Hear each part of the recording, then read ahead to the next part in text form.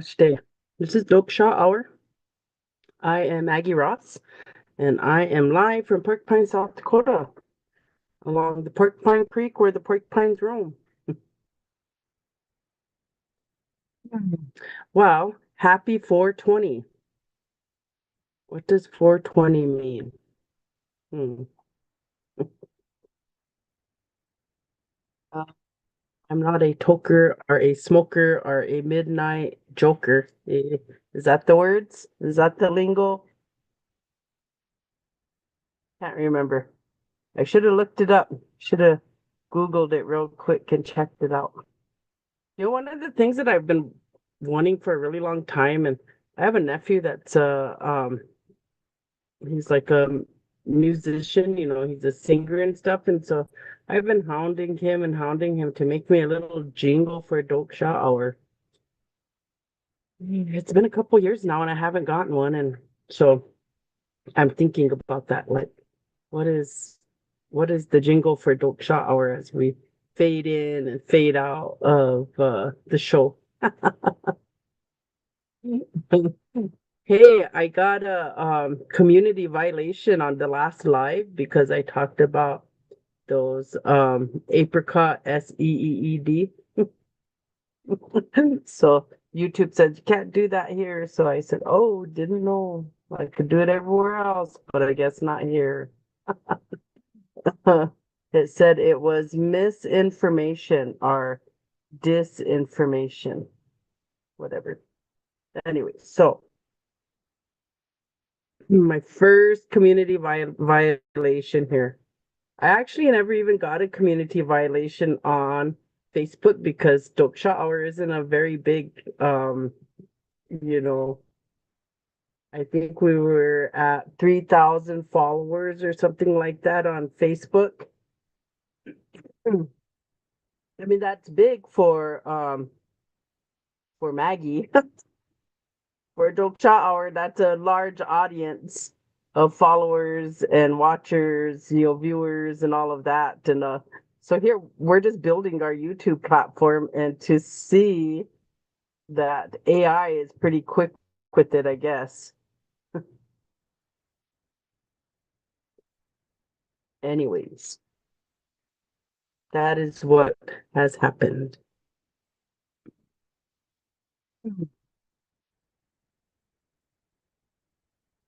So I'm trying to, let me see here. I noticed the view.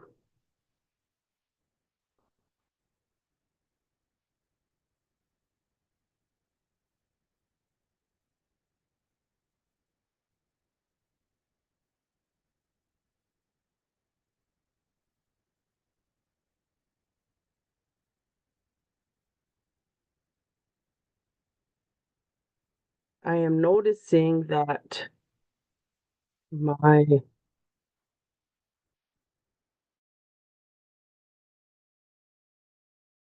Steve, you had mentioned that the stream was pretty blurry compared to what it was on Facebook, and so I've been doing some investigation, and I just noticed it's blurry right there, and so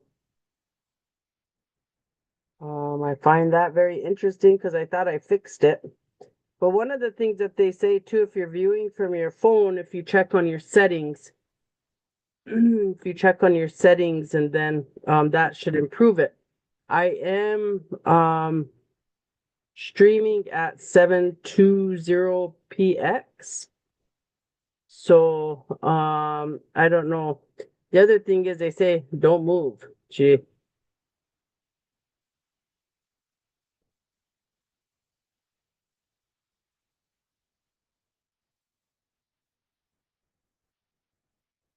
so they say.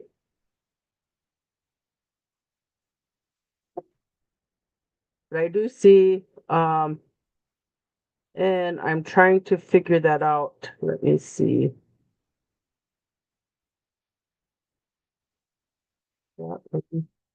Quality view. Mm-mm. Okay. So hopefully this works better. For some reason, after I did the fix on it and the quality, it turned it to automatic. And so automatic just did whatever it wanted to do. So hopefully that's better. Anyways, thumbs up if it is.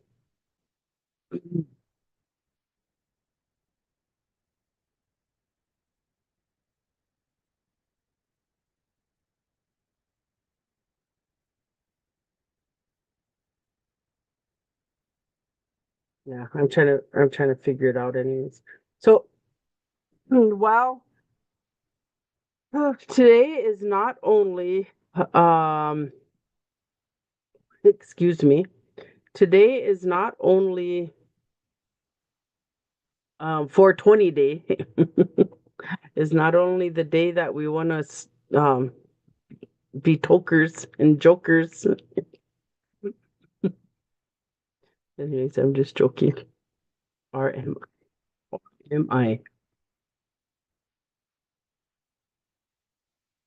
Okay, so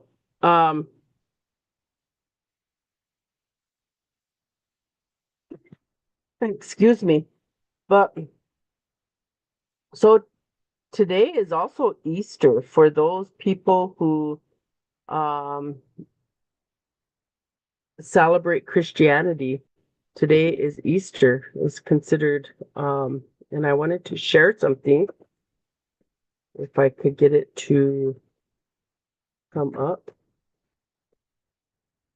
I had this all set up and then I accidentally closed my screen, so now I have to open everything back up.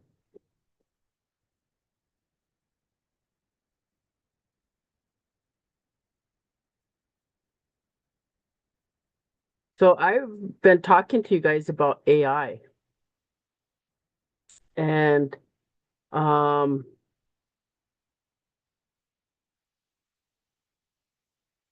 let's see, when did this conversation begin? Mm-mm-mm-mm.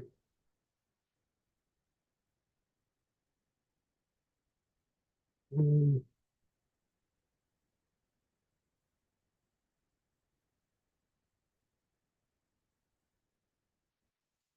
So when was the pink moon? Was that on Sunday or was that on Monday? Pink moon 2025. I'm gonna ask here. April 12th. So April 12th was last Saturday. I think it was Sunday. I don't know. Anyways, so I had this like really interesting conversation with DeepSeek. I was asking DeepSeek about the origins of the pink moon. And so DeepSeek gave me this so the origins it says the term pink moon comes from Native American traditions, specifically the Algonquin tribes, who named each full moon of the year based on seasonal changes and natural events. Despite its name, the pink moon doesn't actually look pink. It's named after the wild pink flowers that bloom in early spring in North America. This full moon typically appears in April, marking the arrival of spring. Other names for April's full moon include sprouting grass moon, egg moon, fish moon. The name was popularized by the Farmer's Almanac and later by cultural references like the song Pink Moon by Nick Drake. So while the moon itself isn't pink, the name is a beautiful nod to nature's springtime renewal. So this is DeepSeek telling me this. So I was asking DeepSeek about this particular thing, uh, about where the pink moon comes from, the term. And because a lot of people were like saying like the moon is gonna be pink, and I'm like, I don't think the moon turns pink. And so I'm trying to go to my pictures real quick to see.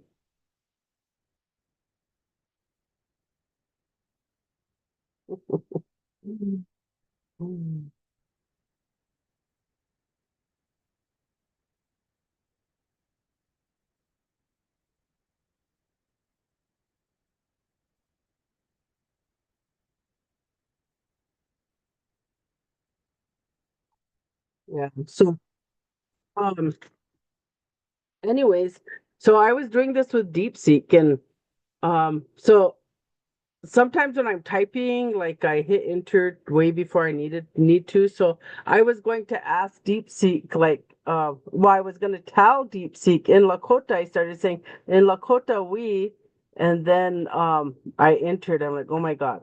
So when I said that, DeepSeek said to me, in Lakota, the moon's month are also named based on natural events, seasons, and cultural practices.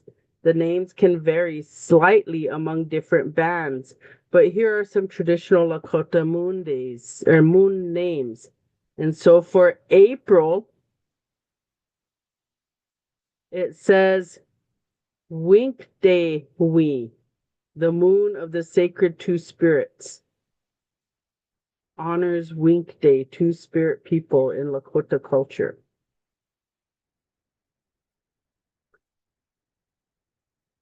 And then it further says, unlike the Algonquin pink moon, the Lakota name for April, Wink Day, we honors Wink Day, who hold sacred roles in Lakota society as healers, mediators, and spiritual guides. This reflects the deep cultural values of the Lakota people rather than a seasonal event. Dan says, would you like more details on any of these? I'd be happy to share deeper meanings of stories or stories. So I said, as a Lakota person, I never heard of Wink Day Wee as described for the month of April. So DeepSeek says, thank you for sharing that. And I appreciate the opportunity to learn from your perspective as a Lakota person. The information I reference comes from some published sources that attempt to list Lakota moon names, but I recognize that these may not reflect the living community-based knowledge or regional variations among different Lakota bands.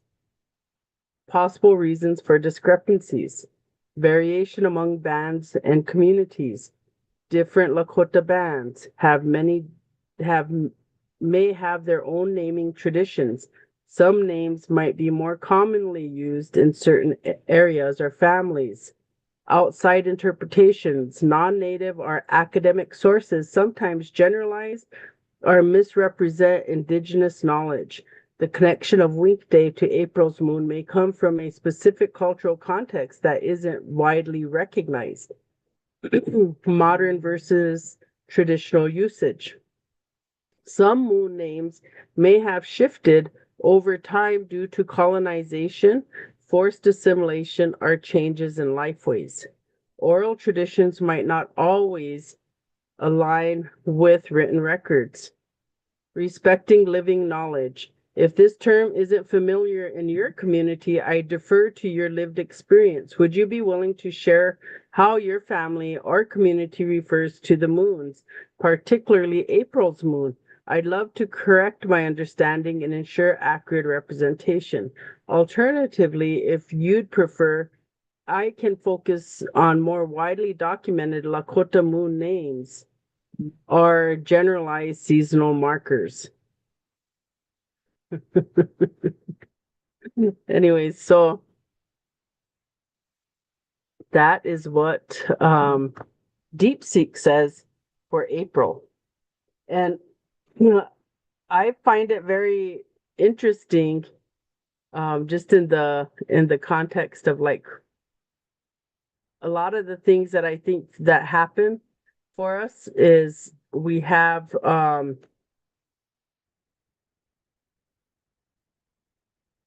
lot of people that want to they're supporting things. And so we know that we do have a we honor and recognize the Wink Day. We know that. Like our story says that. Talks about their role in our societies and so forth. Anyways, but I've never heard that. And if somebody out there in Lakota or Dakota um, universe, if you've heard it called that, let me know. I'm very interested. I'm very interested. Oh, I've been fighting my allergies like crazy. So I did uh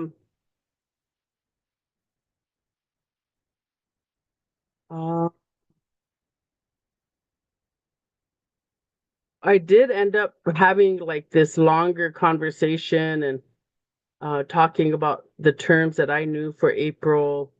And so then I ended up getting into this conversation, different kind of moving it into a different place. Um,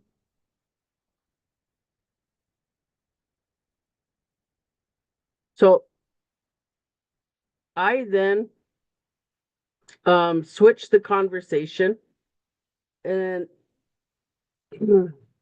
and I asked DeepSeek, can you tell where the people of China believe they come from? And so what DeepSeek says in Chinese mythology and cultural traditions, the origins of the people are deeply tied to creation stories, legendary rulers, and cosmic beliefs. Here are the most prominent narratives. So, Pengu, the cosmic center. According to myth, the universe began as a chaotic egg.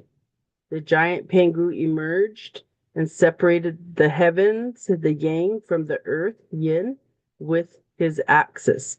When he died, his body became the world.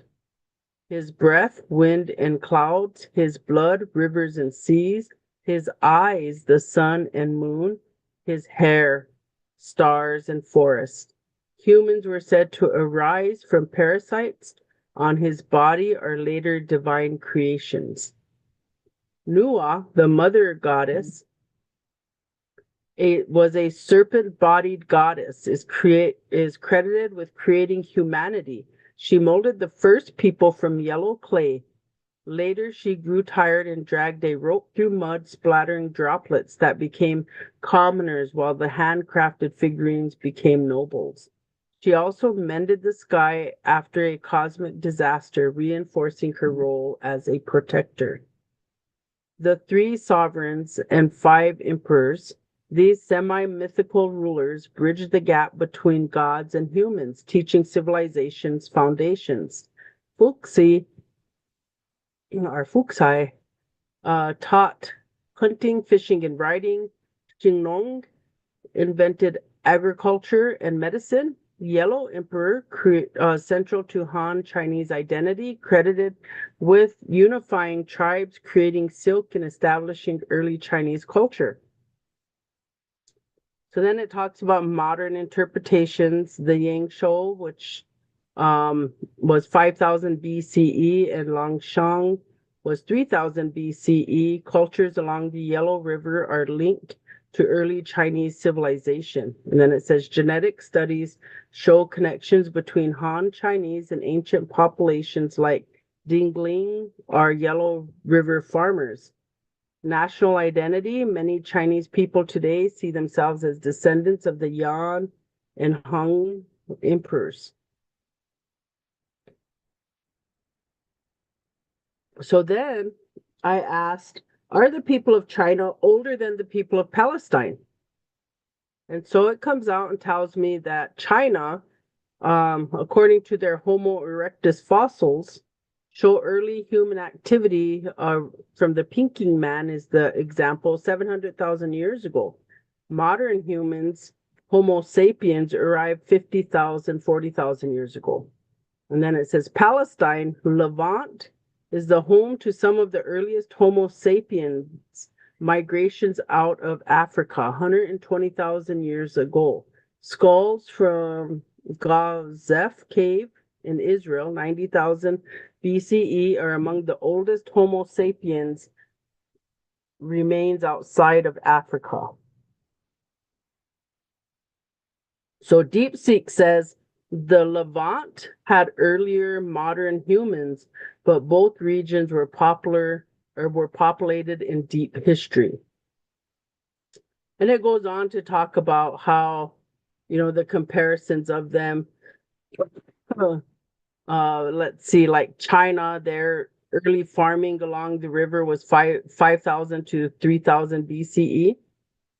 Farming Our hunters and gatherers were 12,000 to 9,500 BCE in Palestine, and their oldest continuously inhabited city is Jericho, 9,000 BCE. So the verdict, the Levant developed settled villages earlier, but China independently domesticated crops soon after. And then it talks about the Bronze Age, identity, and so forth. So then I asked, how does China and Palestine compare to the indigenous peoples of North, Central, and South America? And so it's always interesting because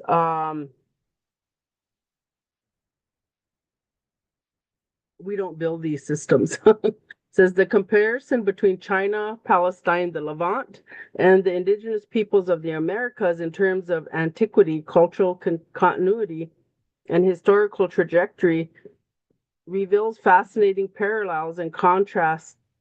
Here's a breakdown. So, talks about China and Palestine. Both regions were inhabited by early Homo sapiens. They developed agriculture and urbanization independently. And it says indigenous Americas, humans arrived later via the Bering Land Bridge, 20,000 to 15,000 years ago, possibly earlier. Clovis culture, 13,000 BCE, is one of the earliest widespread archaeological traditions. Monteverde, Chile, 14,500 BCE, challenges the Clovis first model, suggesting earlier coastal migrations. Key differences: the Americas were populated later than Eurasia, but some sites rival early Eurasian settlements in complexity. Now, it goes back and it talks about how, like they get to domestication, when they get there, and they put Mesoamerica, the Olmec, and the Maya around 15,000 to 400 BCE and 2,000 BCE to 1500 CE. So BCE is before Common Era and CE is Common Era. So years ago they changed so they don't talk about before Christ, and then AD. I can't remember what that stood for. Can't remember. Anyway, so it goes to talk about those, and it's really interesting. One of the things it says, catastrophic disruption from European colonization, 1492 onward, 90% population decline due to disease, war, and displacement, cultural erasure, forced assimilation, loss of language. Many groups work to maintain traditions today. Key contrast: China retained continuous sovereignty. Indigenous Americas suffered near total societal collapse. So even China, remember, they tried to colonize for a little bit there. And then Palestine, it says Palestine is layered conquest. So there was the Canaanites, the Israelites, the Romans, Arabs, Ottomans, British. So modern Palestinians and Jews both claim deep ties to the land. And it's interesting because they make them different people. DeepSeek does. And so I was going through this, and what made in talking with DeepSeek, so then because that's always the argument is the Bering Strait. So I said, why do scientists continue to argue the Bering Strait theory when it has been disproved? And so it still tries to argue at me about saying the Bering Strait theory remains a dominant framework now. It's for explaining the peopling of the Americas, but it has faced significant challenges and revisions in recent dates. Yes, because they find more human remains that date us long before the Bering Straits. So, scientists still debate it, not because they ignore evidence, but because new discoveries complicate but don't entirely disprove the original model. Here's why the debate persists. And so it says, during the last ice age, 26,500 to 19,000 years ago, lower sea levels exposed Beringia, a land bridge between Siberia and Alaska. Proposed migration, hunter-gatherers crossed into the Americas 15,000 to 13,000 years ago, following the megafauna and forming the Clovis culture. So that's what they say. It's challenged because pre-Clovis evidence, Monteverde, Chile, 14,500 BCE, a coastal settlement 1,000 plus years older than Clovis, proving humans arrived earlier. White sands footprints, fossilized tracks, suggest humans in North America during the Ice Age peaks, long before Beringia was traversable. Bluefish caves in the Yukon, controversial but potential evidence of earlier presence. Coastal migration theory, Pacific coast routes. Humans may have traveled by boat along ice-free coastal corridors. Anyway, so they have those. They say those things. DeepSeek talks about those things. And then, so I said, it's the bottom line, Bering Strait theory isn't disproven, but outdated. So what does it mean by outdated? Like you have to what? Spread the time frame of the ice or of the Bering Straits? Okay, so scientists still reference it because it explains part of the migration story. It's their story though, right? It's their story. It's their story that they have to, because it justifies actions towards the Native Americans and the theft of land. And that's me saying that, not DeepSeek. So no single alternative yet explains all the evidence. The field is slowly shifting toward multidisciplinary models, genetics, archaeology, indigenous oral history. And so you remember forever, our oral history is just mythology.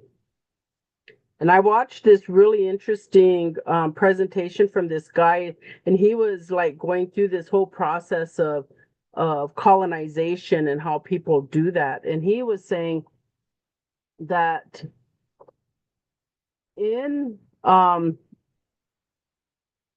in colonization, like oral history for the Native Americans is mythology. Mythology in Europe becomes canon. So theirs becomes set in fact, or it's provable. But when we speak about what we know and where we come from, it's myth. So I said, Lakota people believe we come from the stars. So DeepSeek says, he. The Lakota hold profound star knowledge that ties their origin, spirituality, and identity to the cosmos. This belief is not just a myth, but a sacred teaching with deep philosophical and scientific resonance. Here's how it contrasts with and enriches Western theories like the Bering Strait hypothesis.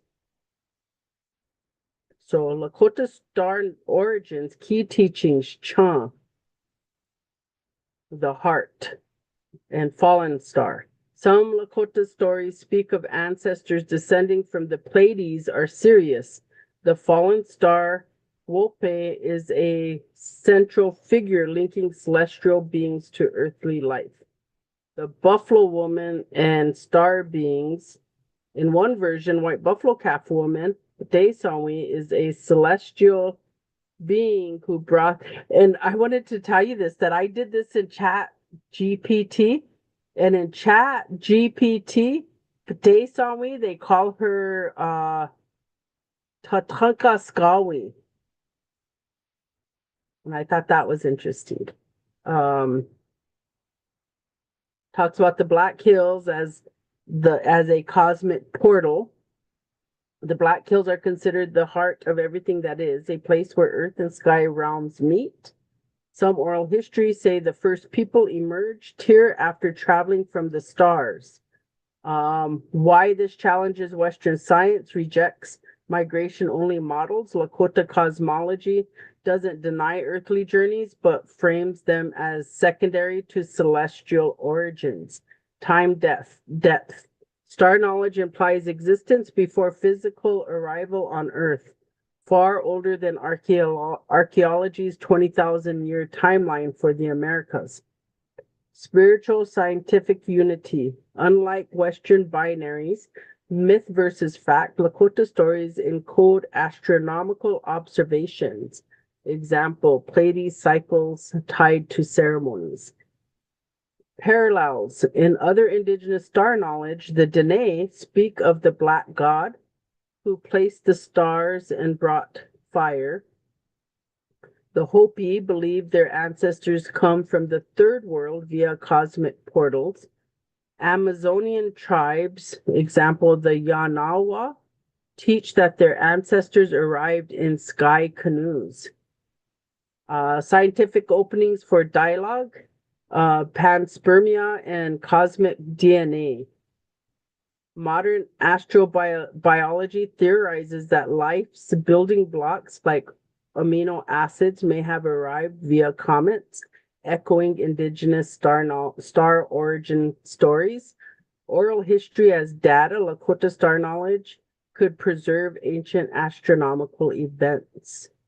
Critique of Bering Strait limitations. If humans were always here or arrived via multiple pathways, land, sea, stars, it forces science to expand its rigid frameworks. Why this matters beyond academia? Well, sovereignty dismissing star narratives as myth perpetuates colonial erasure. Climate crisis, Lakota star teachings emphasize balance between Earth and cosmos, a needed perspective today. Youth and identity, reviving star knowledge strengthens cultural pride. So then I went to ask, how does this reflect with the thought of Pangea? And I can never say the word. And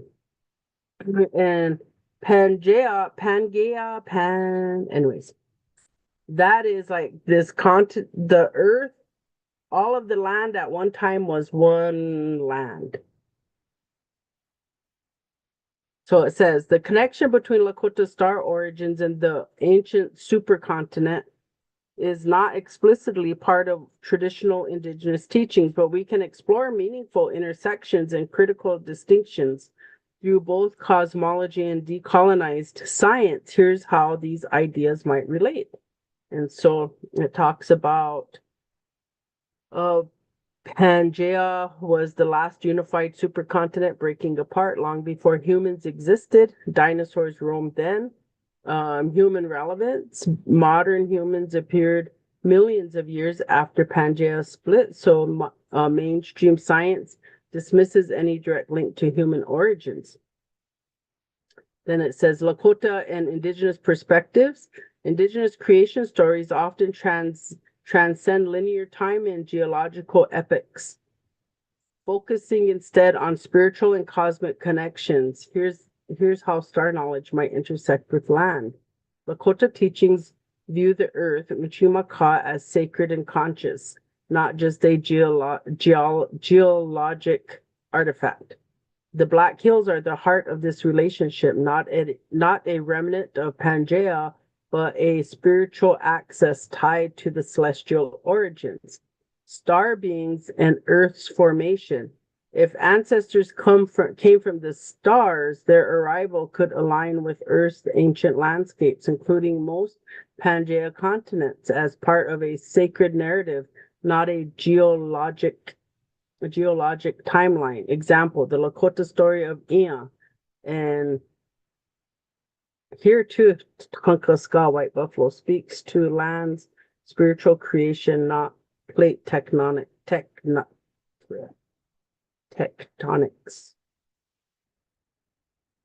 Anyway, so this is like, I just kind of kept pushing and pushing and pushing. And so then I ended up into this conversation about like we have a story about the four brothers, and where then with the four brothers. So I was talking about that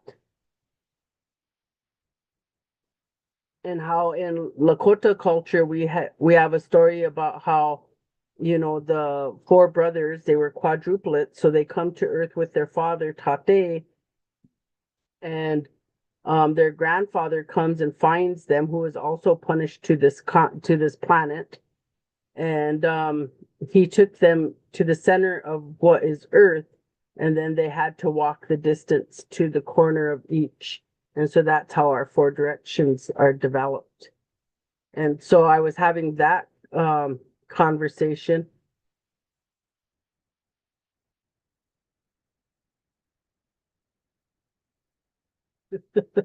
Hey, Steve. The Yellow River. Oh, I didn't ask. I didn't ask why the I can't even talk. Why the river was yellow. Ah, pushing too many buttons. I was just kind of in the other conversation of trying to figure it out. I thought China was the fourth dynasty of the pyramids or something like that. Yeah, so this is like, I just have these conversations with DeepSeek. Can I do it with chat and they'll give me um different variations because they're different, two different AI components. But then, so then I just kind of make arguments to them, and then it's like these systems are built to support um, colonization. That's how they're built, to defend the story, and so then you have to go through it and bust their code, right? Like you have to like tell it, no, this isn't. And so then what I find is it eventually starts to switch and be more open to different perspectives. Like I think one time I said that to Chat GPT, that it was very um colonized, and I offended it, and then it apologized to me. It's like, I'm offended, but I apologize, or something like that. I should have took a screenshot of the words. So, Steve, you say half arrived Bering Strait, the rest were already here. So there's actually, let me see if I can do this. And this is just from a TikTok that I did. Um, so I'm gonna go there to TikTok, and then, but it's a shorter It's a duet that I did on TikTok. Um, and I'll share that, but it's a much longer video, and I think it's on YouTube. And if I find it, I'll share it. So hold on, let me see if I can get this shared up, and then we can watch that together.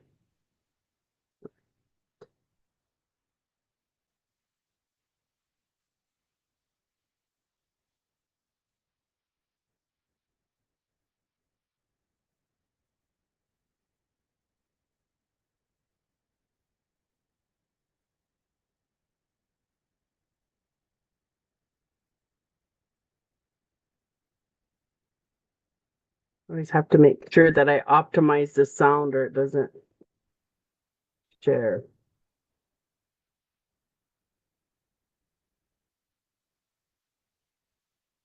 The genome of the upward sun child with other DNA results. From the Ansic child, the only human remains definitively identified as Clovis. From Naya's DNA, studied by Jim and his team. And from modern Native Americans. The results were momentous. Basically what I have in this tube here. Whatever doubts they have about genetic research, the tribes are about to get some good news. This is the DNA of the Ancient One. And we have sequenced parts of the genome already. And based on those analysis of that part, that's where we can see that the Ancient One is closer related to contemporary Native American people than to any other peoples in the world. And I think this is really important in regard to what has been claimed about the Ancient One. Because there has been claimed that the Ancient One, is something different than present-day Native Americans, right? And if that was the case, if that was really the case, then the DNA of the Ancient One should group with other peoples in the world, for example, with other Asian groups or something like that, and that's not the case. It is basically falling spot on into Native Americans. It's really encouraging to hear you say that. Us as Indian people, we've always known that. And it only confirms and reconfirms what we've said all along. If any of this stuff we find out can be of help to you in terms of getting the Ancient One back, I'll be happy to do what I can, and also go out there to the court or whatever and argue for the reliability, etc. of the results.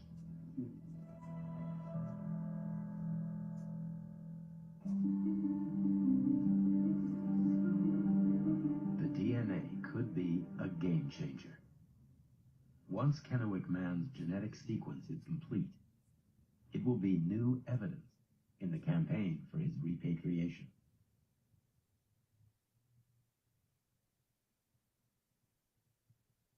If the genetics is right, there weren't two separate waves of migration into the Americas, just one.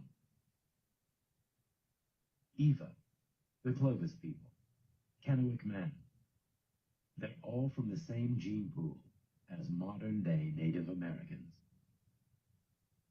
They are all one people.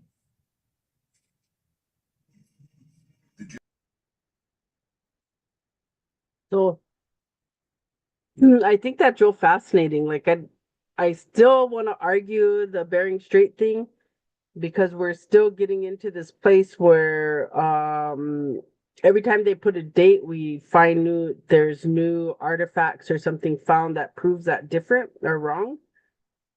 But one of the things that this DNA testing did with some of the with the Kennewick Man and anyways, the other person, what they found in that was we're all related here. Like we all come from the same, like our DNA says we are related to each other. We're not related outside. So we didn't migrate outward Like when we were here, once we got here, like we migrated around here. And so we didn't go across. And so I know there's some Korean people that make this says that their creation story, or one of their stories, says that they came from North America. And so they were, wherever, and then they on a boat to the other side, and then they got stuck over there. Some kind of natural disaster or something happened, they couldn't come back. So they just kind of live over there. So that was one, but I don't, they're, unless those people did not get tested, like that story would not hold water according to this DNA stuff and this theory. So it's really fascinating, really, really fascinating to see how we're doing that. Mm. So there's that, Steve.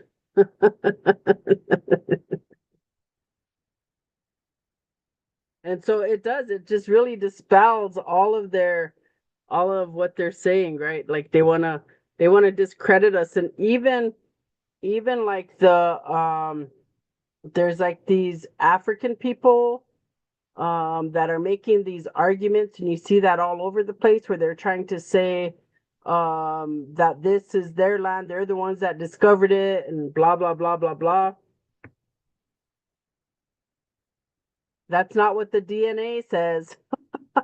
You may have come along much later, but we have always been here.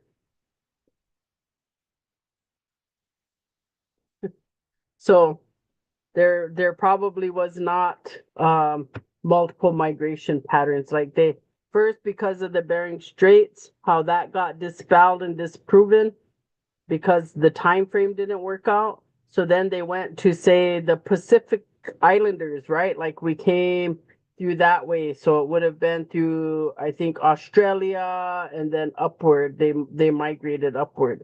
And that's how they got here. So and so then it becomes like, then it's multiple migration patterns or waves of migration there. But that's not what that DNA proved. And I will find the original video and I'll link it here in the YouTube channel. I'll put it into the YouTube channel so that you can watch it if you're interested in seeing it. It's really interesting. One of my cousins, I saw her yesterday, and she said, I got to get on YouTube. I got to figure out, did Maggie really go to, has Maggie really gone to YouTube? Is Doksha Hour really on YouTube? And I'm like, yeah, we're really on YouTube. We are here. And so, I don't know. She must have overslept because I don't see her being active with us this morning.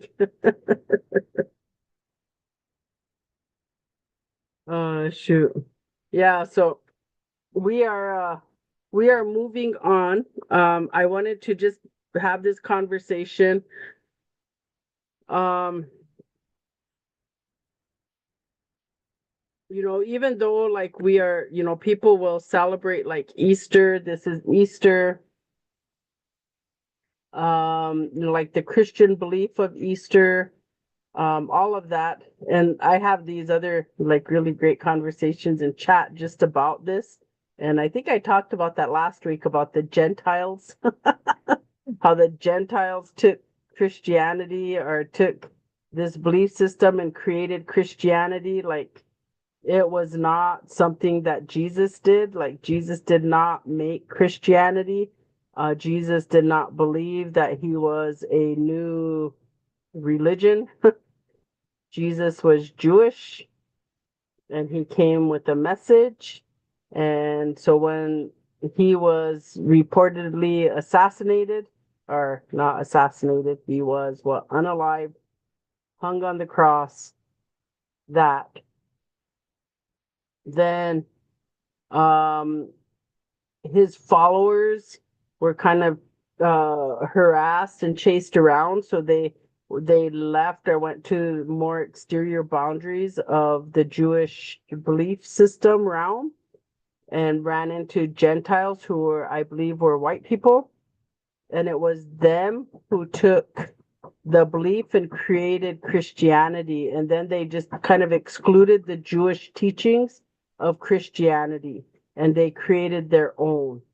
And so I will often say it is my belief that the Palestinian Christians, because there are Palestinian Christians in Palestine today, in Gaza. Last week they were celebrating in Gaza. They have their church is still up. They destroyed their hospital, but their church is still up. Anyways, they just had their mass of Passover and so forth. And anyway, so it's just kind of like my belief that they're like the true Christians in Palestine because they didn't, like take their religion. And so when the Gentiles took it, and then they transformed it into this belief system. Anyways, yeah. So today is Easter, and we look, people celebrate it, people don't celebrate it. There's many non-Christian people in the world. Muslims, I don't know what they actually do today. I'm probably will ask some of my friends how do they recognize this day, because they do believe that Jesus was a prophet. And so they recognize him in that way.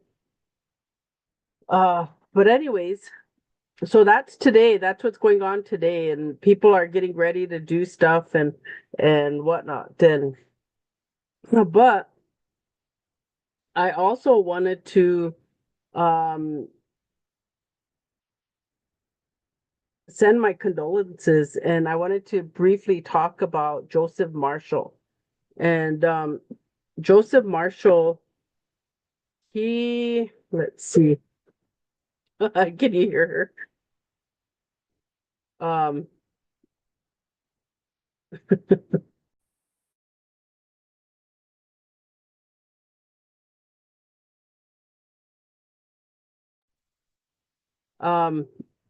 Anyway, so Joseph Marshall, he was I'm gonna just read from his Wikipedia page.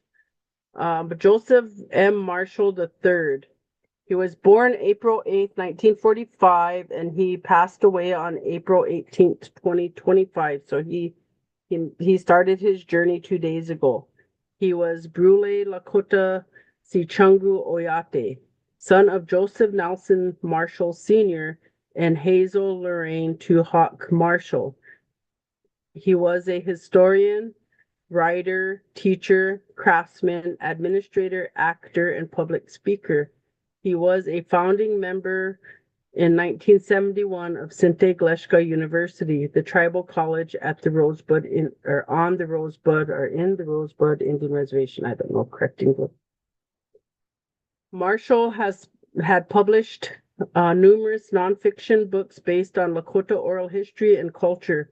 His book, The Day the World Ended at Little Bighorn, won the 2008 Penn Beyond Margins Award. Joseph Marshall III was born and raised on the Rosebud Indian Reservation in South Dakota and was an enrolled member of the federally recognized Sicangu Oyate. He was raised in a traditional Lakota household by his maternal grandparents, where his first language was Lakota. He grew up in the Horse Creek community near White River. He learned English as a second language and writes and publishes in English.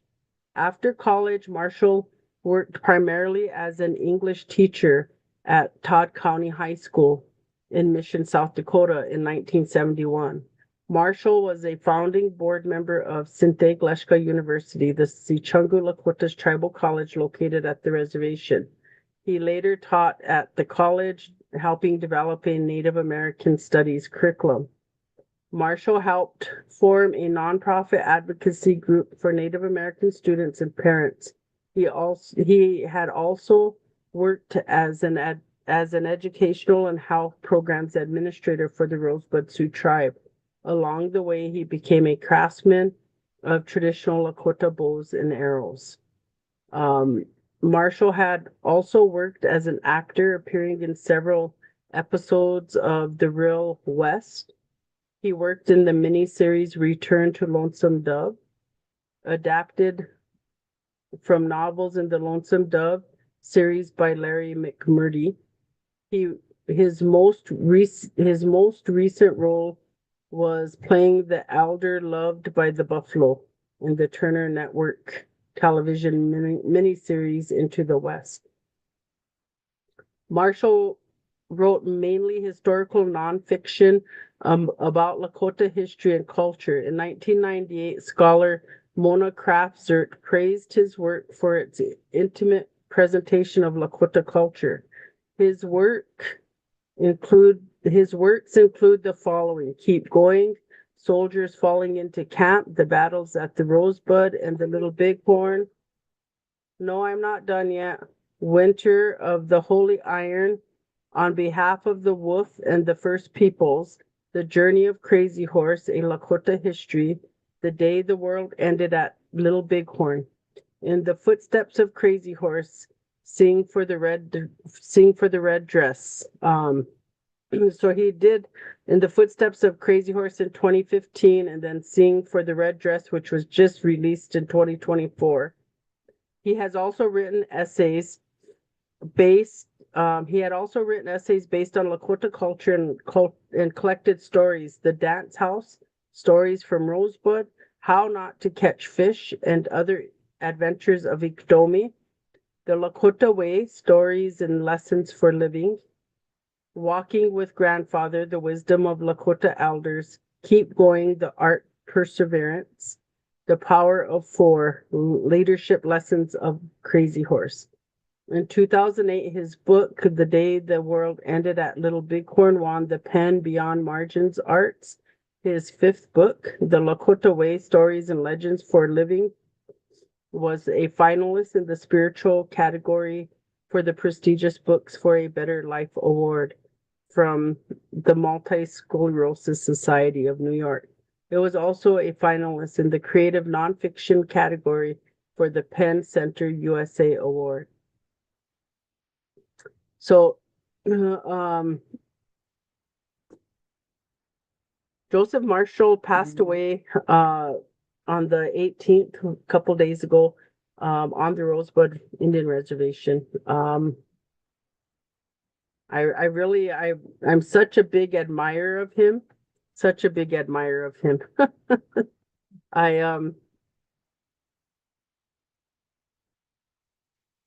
I have, I think, almost all of his books. I have almost all of his books, and I'm a very proud person to have his books.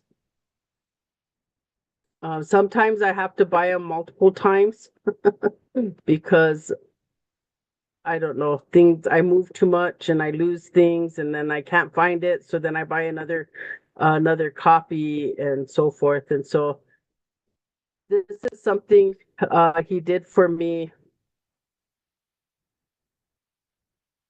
years ago. His daughter, I was her teacher at OLC, and he sent me a book for that. He said, "To Maggie Ross, thanks for being a mentor and inspiration to my daughter Erin. Best wishes."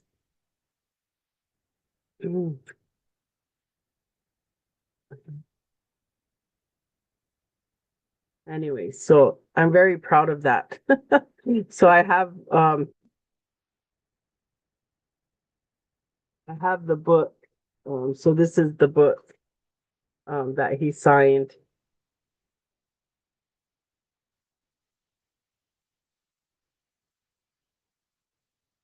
So you see the writing there. So I'm very proud of that book. I always wanted to ask him to come and do Doksha Hour and talk about being an author and writing and all of those things, and it just never worked out. I could never figure out how to get a hold of him and stuff. But there's a lot of YouTube on him, so if you ever want to watch that. So what I wanted to do is close out Doksha Hour, kind of honoring him with one of the YouTube videos that I made into a TikTok. So hold on. I gotta get that figured out here. Mm-mm-mm.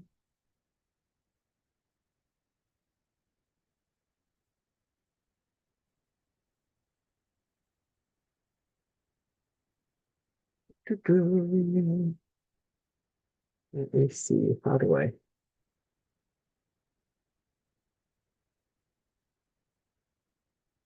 I want that paused.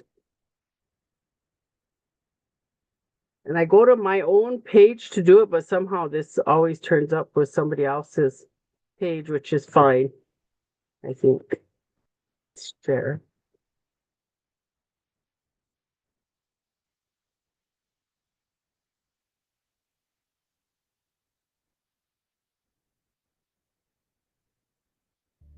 Keep going.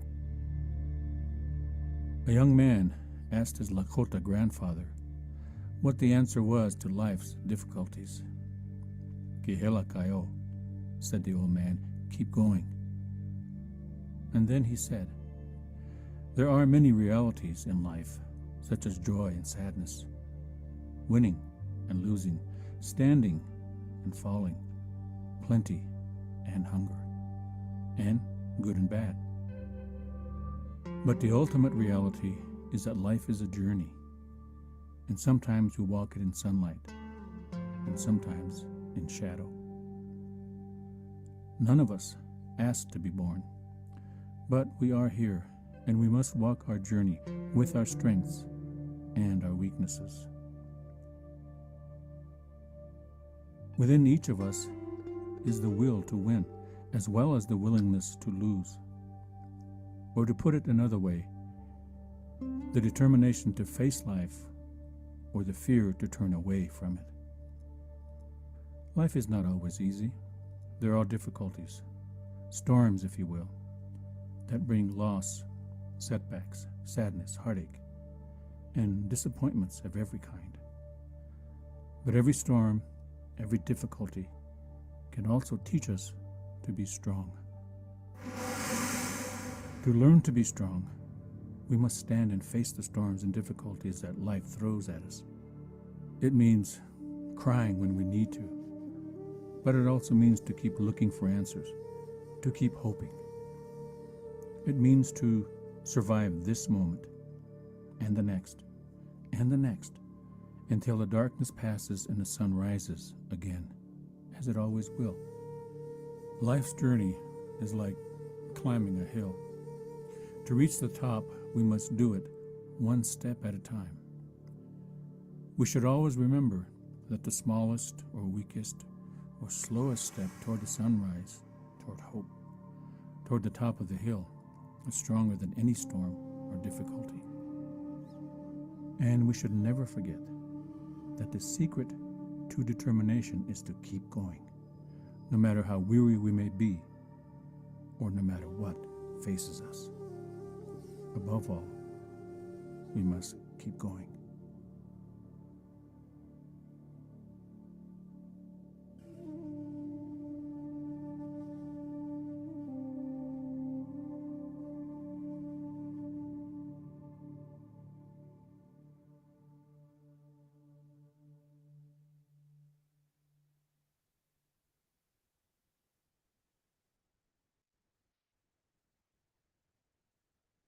So with that, you have a good rest of your Sunday.